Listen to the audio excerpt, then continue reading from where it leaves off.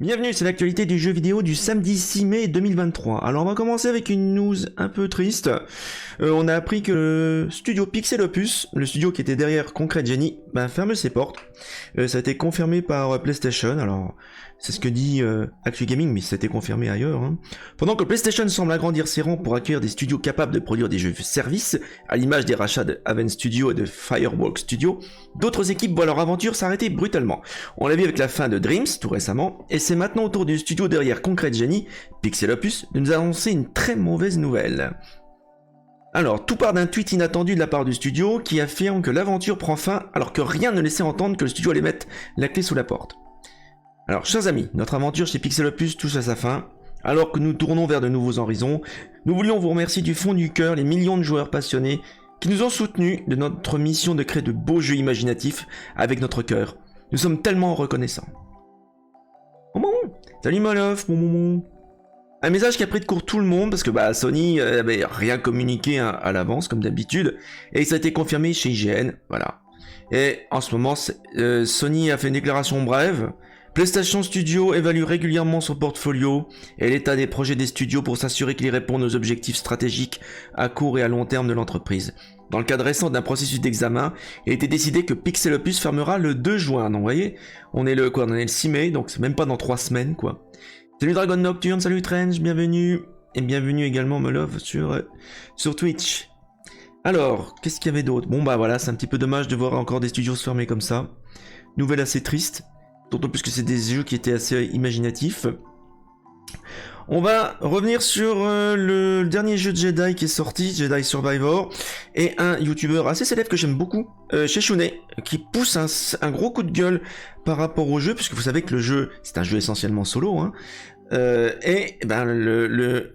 vous devez jouer en étant connecté au serveur d'EA, évidemment d'Electronic Arts, et finalement, quand les serveurs se sont cassés la gueule, tu peux plus jouer. Donc je vais lire le tweet de Sheshune, c'est assez marrant.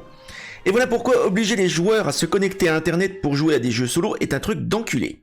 Le pire, c'est qu'ils te disent de vérifier ta connexion sans jamais prévenir que c'est leur serveur à eux qui lâchent. Même si vous l'achetez sur Steam, EA oblige à passer par leur launcher en arrière-plan. 5 ans que vous sortez des jeux qui flopent ou pas finis. Là, il y a un jeu potable et vous cassez les couilles avec votre launcher défaillant, bande de sac à merde. Il n'a pas sa langue dans sa poche chez Jounet, c'est ça que j'aime bien. Et donc du coup, il peut pas jouer. Faut pas s'étonner que des gens craquent vos jeux, non seulement ils l'ont gratos, mais en plus ils peuvent y jouer quand ils veulent. Salut les Maurice, salut Pierre. Donc voilà, c'est ce que je vous disais avec EA, non seulement les jeux sont pas bien terminés, mais en plus, vous oblige à vous rester connecté. Et c'est vrai que le launcher EA qui se lance à chaque fois que vous lancez Steam, c'est la grosse galère. Qu'est-ce qu'on avait d'autre encore? Il n'y a pas beaucoup de news. Une dernière news aujourd'hui, je crois. On va avoir un remake pour les fans comme moi de jeux d'arcade, de Double Dragon, qui va ressortir. Ça va s'appeler Billy et Jimmy Return in Double Dragon Gaiden Rise of the Dragon. Alors, ça fait beaucoup de dragons dans le titre. Et le titre est super long à rallonge. Je vais le relire.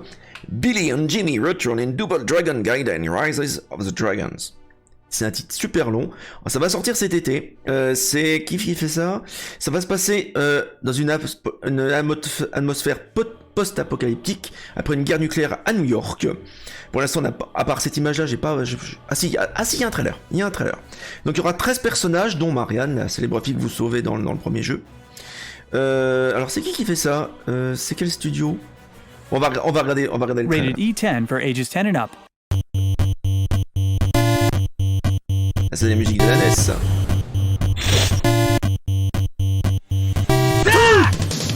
Let's go! Can't touch me! No escape! Strike! Take this! Ça a l'air d'être dans la même veine un petit peu comme dans les Tortues Ninja Shredder's Revenge. My turn! No escape! Donc d'après ce que j'ai compris, ça sort cet été. My turn! I'm ready. Watch your step. Freeze.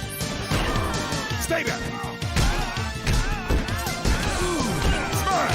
Gotcha! Out of my way! Here we go.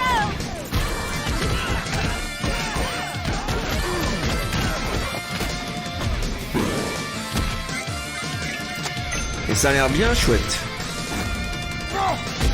Get over here. Donc ça sort cet été. C'est Game Informer qui a ressorti la news. Donc le studio c'est Secret Base qui va sortir, le jeu ça va sortir sur Switch, PC, console, etc.